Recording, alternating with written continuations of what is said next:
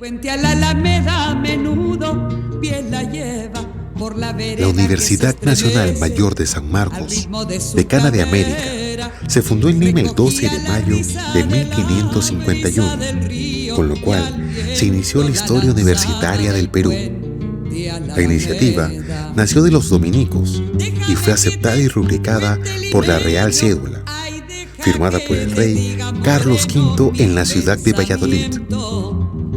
En sus aulas albergó a reconocidos e ilustres peruanos, como José Baquijano y Carrillo, Jorge Basadre, José María Arguedas y el premio Nobel Mario Vargas Llosa.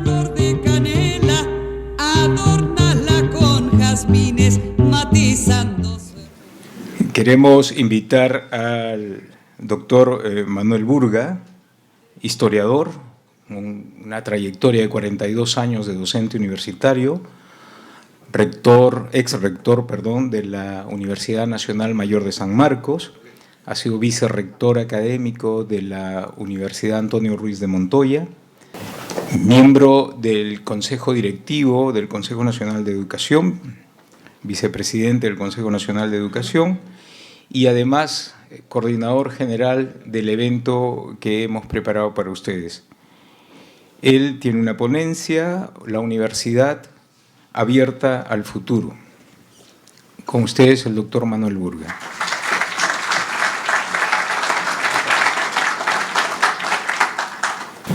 Buenos días. Gracias por la presencia de todos ustedes, de los amigos visitantes. Esta es una gran ocasión para compartir una experiencia de trabajo, en el caso nuestro del rectorado de la Universidad Mayor de San Marcos. Voy a tratar de resumir las cosas fundamentales de la experiencia en San Marcos entre el año 2001 y 2006. Y voy a tratar de resumirlo en tanto lo que soy, historiador, pero tratando no de presentar una memoria personal mía, sino una historia pública, o más o menos pública, de ese periodo 2001-2006, para evitar todo lo que podría ser idealización, que es a veces difícil de hacer. Entonces, quiero indicar de que en este periodo 2001-2006 hay un rasgo distintivo que debo rápidamente indicar. El nombre del proyecto que desarrollamos. Y el nombre era Universidad Abierta al Futuro. Un nombre que se fue definiendo y consolidando durante el 2001 y durante el 2002, en los primeros 24 meses de la gestión, y que tenía una apuesta bastante importante de la parte mía, y lo digo con la sinceridad que ahora me permite hablar 10 años después. Y la apuesta era tener un interés mayor sobre San Marcos republicano. Sentía como que había estudiado y había sido docente en San Marcos, que hay un énfasis emotivo y hay una relación de afecto de San Marcos con su pasado. Y hay mucha presencia del pasado, de los discursos sobre los siglos XVI, XVII, XVIII, en que San Marcos era pontificia, real y pontificia universidad, y el virrey era el canciller de la universidad o la autoridad más importante. Bueno, lo que yo como historiador que conocía ese periodo, dentro del contexto nacional y dentro del contexto de la historia latinoamericana, me interesó retomar la figura de San Marcos republicano, y sobre todo en un periodo muy particular, que era el tercer liberalismo de la República, el liberalismo de Manuel Pardo, Y a partir de ese liberalismo, que trajo tantos cambios en América Latina, desde México hasta Chile, también en Brasil, los liberalismos comenzaron a transformar la universidad. Y a partir de entonces, en 1876, San Marcos dejó de lado el nombre de pontificia y dejó de lado el nombre de real, que lo había perdido casi con la independencia, y comenzó a ser una universidad más orientada a la parte tecnológica, científica y al descubrimiento del país. Ya no a la catequesis del país, sino al descubrimiento del Perú real. Y eso me parecía a mí, la nueva apuesta de la universidad. La apuesta de no querer, a partir de la universidad, convertir al país, sino a partir de la universidad, descubrir de lo que era el Perú y proponer soluciones para el futuro. Y de allí viene el nombre de Universidad Abierta al Futuro, lo cual, lógicamente, recibió muchas críticas, porque siempre se había pensado que San Marcos, la más antigua de América, debía fundamentalmente mirar a su historia. Bien, este es el primer cambio, digamos, de una gestión, la primera apuesta, lo que de alguna manera revelaba lo que era el modelo a desarrollar y revelaba lo que era el programa de San Marcos mirando hacia adelante. No voy a presentar todas las particularidades y todos los cambios, porque creo que en esos pequeños detalles está realmente el modelo que se desarrolló. Pero voy a presentar las grandes líneas, ¿no?, en el recorrido de lo que va a ser la reunión, ¿no?, una experiencia de gestión. Y dentro de esa experiencia de gestión, ¿qué es lo que realmente hubo de consciente en el manejo de la universidad? No sé si una luz, se puede apagar esta luz para que se puedan ver mejor las imágenes. No, parece que no. Bueno, lo que rápidamente entendimos es que San Marcos era una universidad. La propuesta que nosotros teníamos era de desarrollar una universidad de profesionalización y de investigación. Siempre, este es uno de los primeros mitos con los cuales tuvimos que trabajar. Siempre se pensó mucho que la Universidad de San Marcos era para investigar. Y lo que descubrimos, después de ver muchos indicadores, es que San Marcos era fundamentalmente el modelo napoleónico que provenía del siglo XIX, de la época del liberalismo de Pardo, y era una universidad fundamentalmente de profesionalización, una universidad que respondía a las necesidades del país. Así como San Marcos anterior respondía también a un tipo de necesidades, el San Marcos que busca profesionalizar, busca producir profesionales en función de las demandas del Estado, fundamentalmente, y luego de la sociedad en su conjunto. Pero nuestra apuesta fue que también investigue. Las grandes generaciones del siglo XX que San Marcos dio para el Perú, ¿no?, como la generación del centenario y la generación de los años 50, eran investigadores que investigaron siendo profesores, pero con recursos que provenían de fuera de la universidad, que era el modelo de la investigación. Como se presenta, entendimos que San Marcos era una universidad central, que era lo que todo el mundo conocíamos. Los que estudiábamos en San Marcos proveníamos casi en el 60% de todas partes del Perú. En los años 60 y en los años 50, el 80% provenía de todas partes del Perú.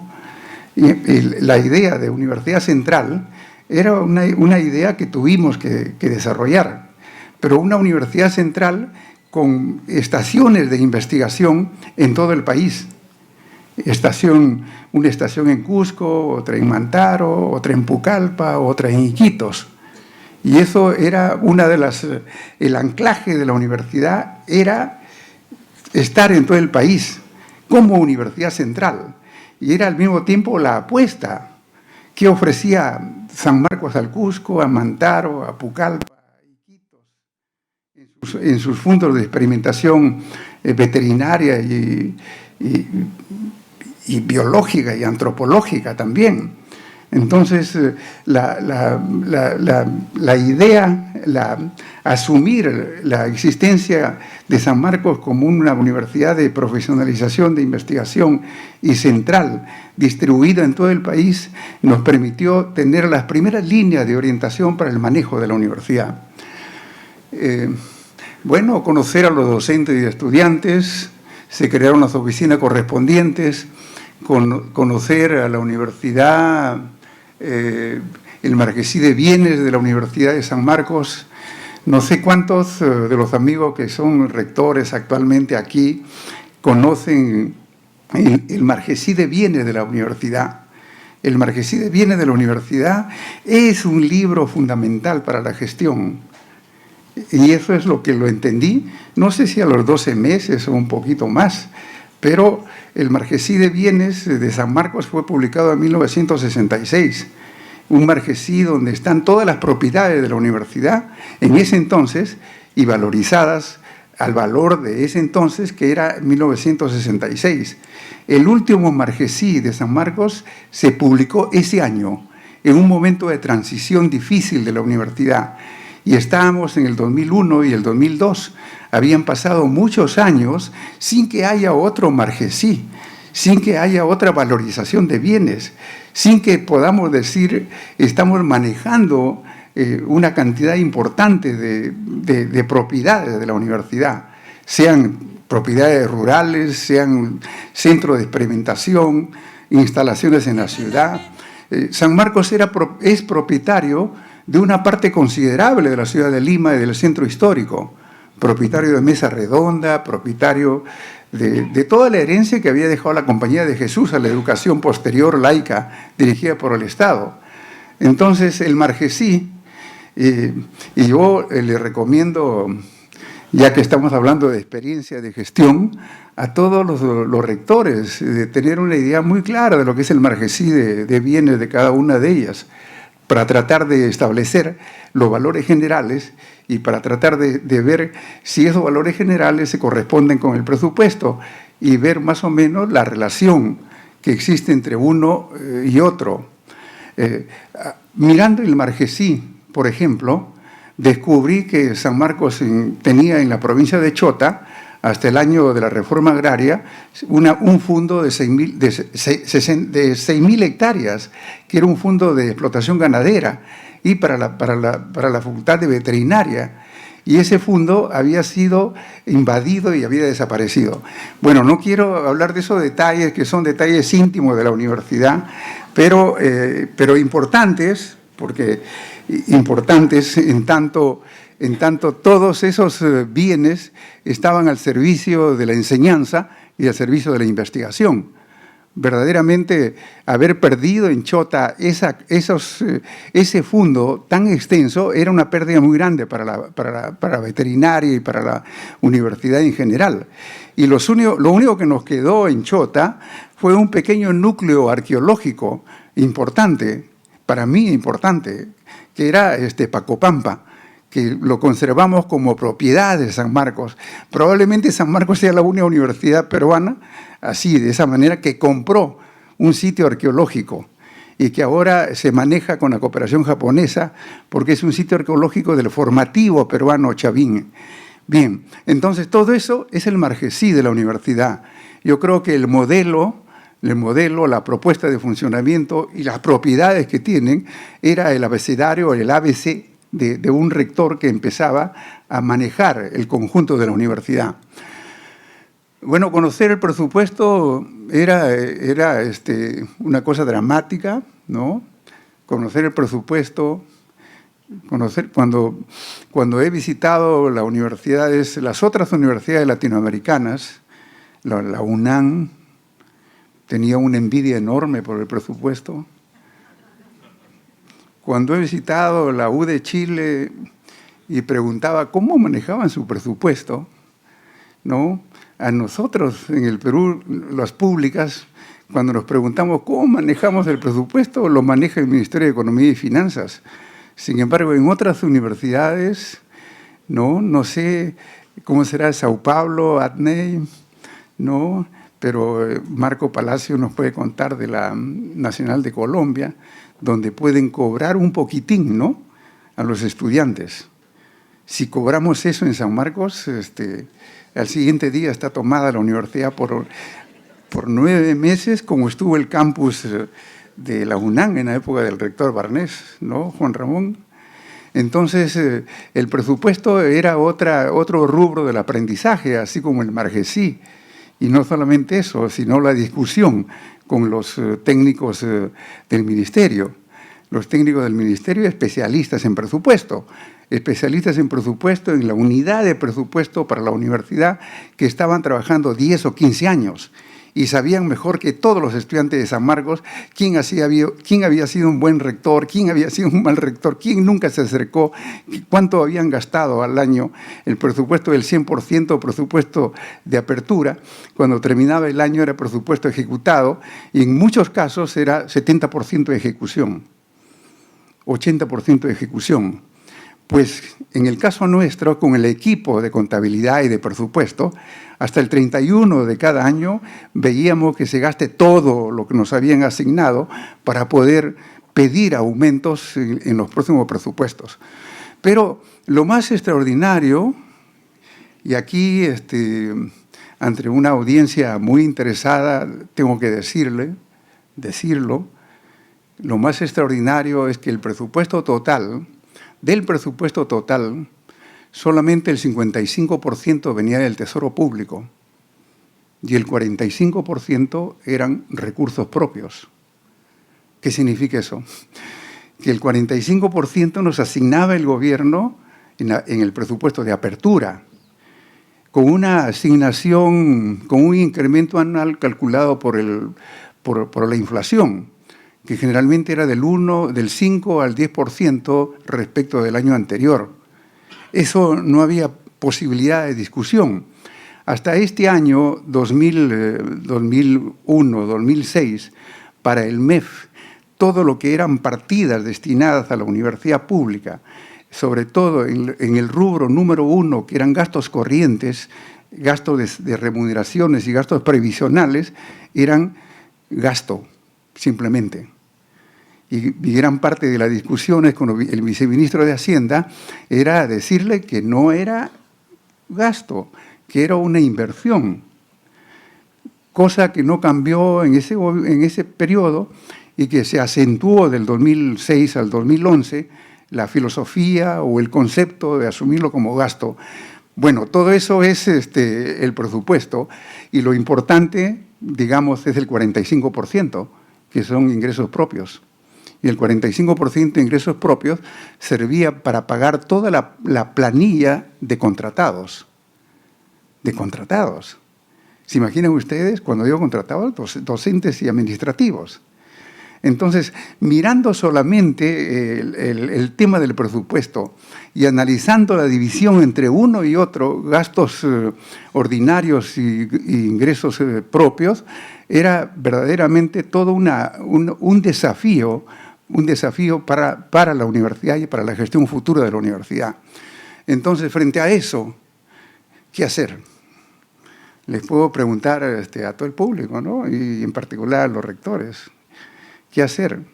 ¿Qué hacer cuando los gastos totales de la universidad, que eran el 100% del presupuesto anual, solamente eran cubiertos por el gobierno y por el Tesoro Público en el 55%? Y nosotros aportamos el 45%.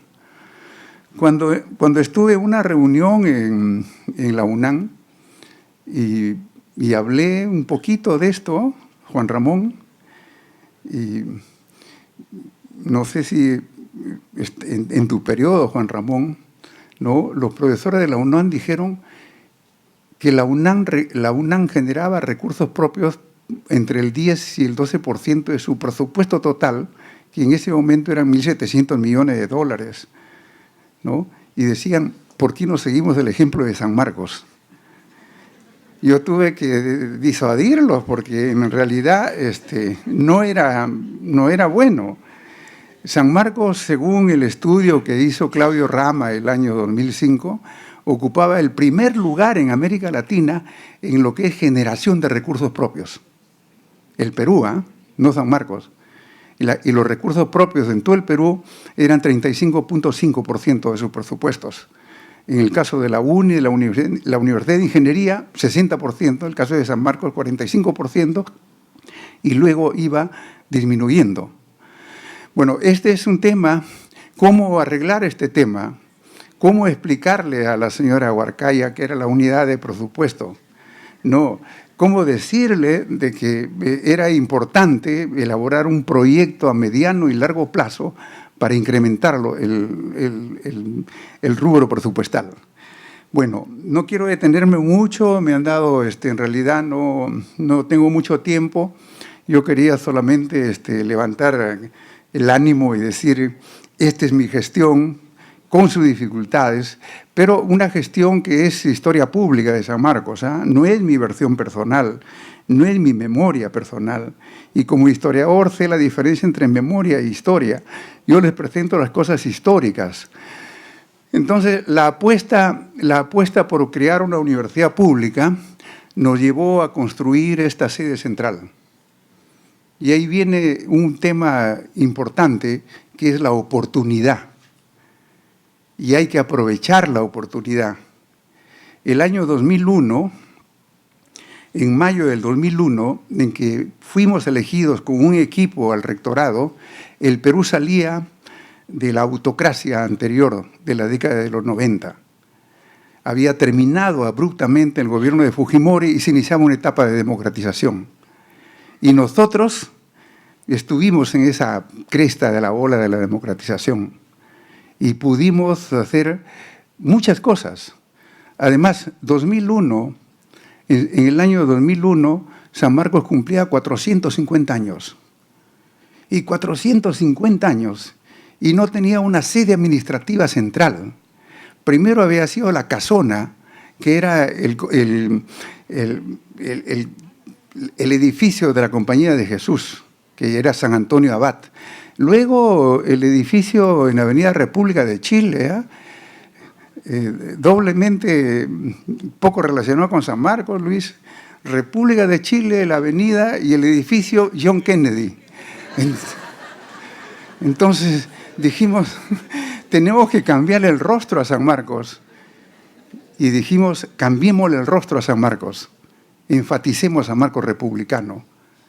Y con lo que el gobierno del presidente Valentín Paniagua nos dio como aguinaldo por el cumpleaños de los 450 años, que fueron 4 millones, se sumaron a los 8 millones acumulados y construimos esta hermosa sede central, que era un edificio inteligente, en el centro de la ciudad universitaria, en el centro de las 60 hectáreas que tenemos en el campus, ¿no? Entre Lima y Callao.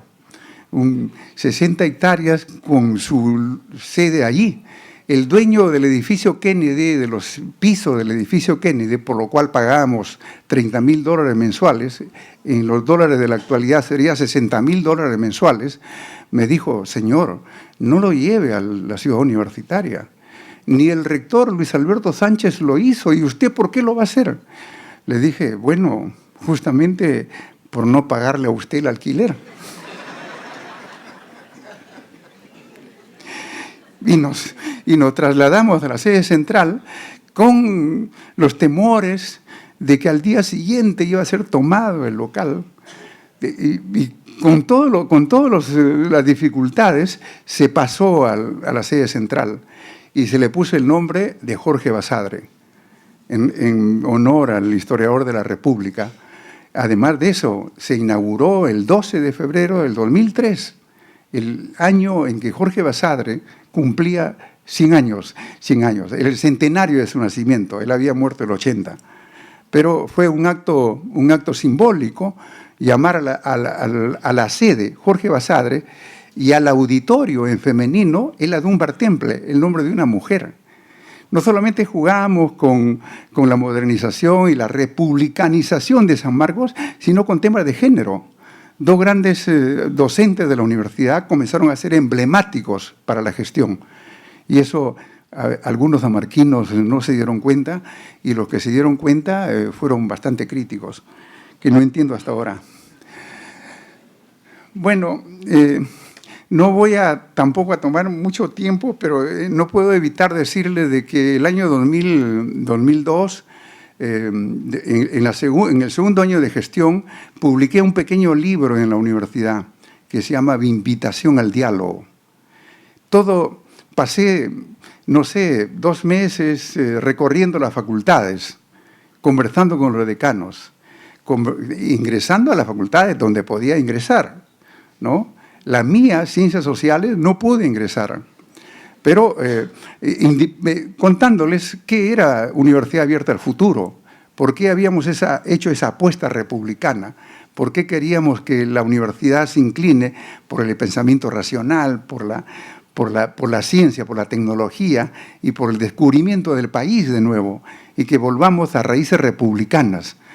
Bueno, la invitación al diálogo me permitió conversar con estudiantes, conversar con profesores, conversar con administrativos y crear algo importante, el interés y la curiosidad de saber que todos eran parte de un proyecto y que ese proyecto tenía un nombre y que ese proyecto apuntaba hacia el futuro, pero apuntaba hacia los estudiantes y hacia los docentes, fundamentalmente, y que ellos puedan ofrecer algo nuevo para el país a través de las 60 especialidades que se tenían en la universidad. Bueno, ese es mi librito.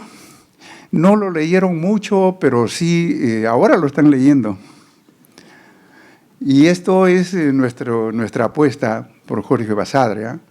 Realmente, don Jorge, a quien conocí, y nunca fue mi profesor, es el gran historiador de la República y una figura emblemática para San Marcos, porque él estudió ahí y formó parte, fue uno de los que se graduó de doctor con una tesis monumental y a la edad de 25 años. Yo no sé por qué ahora se encuentran tantas dificultades para graduarse, ¿no es cierto? Pero esa época se graduaban con mucha frecuencia entre los 25 y los 30 años. Bueno, lo que hicimos, de alguna manera, en el desorden que estoy hablando, ya dije un poco lo que hicimos, ¿no? Pero potenciar las TIC. Bueno, yo visitaba a las otras universidades amigas que ahora están aquí presentes y nunca me atrevía a decir el ancho de banda de San Marcos, de salida a internet comercial. Realmente era casi una cabina de internet. Entonces, 5 minutos me faltan. Bueno, ¿cómo entender las TIC? Las TIC es algo fundamental. Lo sabíamos, era algo fundamental. Y ahora lo compruebo porque todo el mundo así lo comprueba. Pero hubo una ocasión, y esa ocasión era el fin del gobierno anterior y el inicio del gobierno nuevo y todo el proceso anticorrupción. Y se crearon unos fondos que se llamaban FEDADOI en esa época. ¿Nadie se acordará? ¿Sí? ¿Se acuerdan?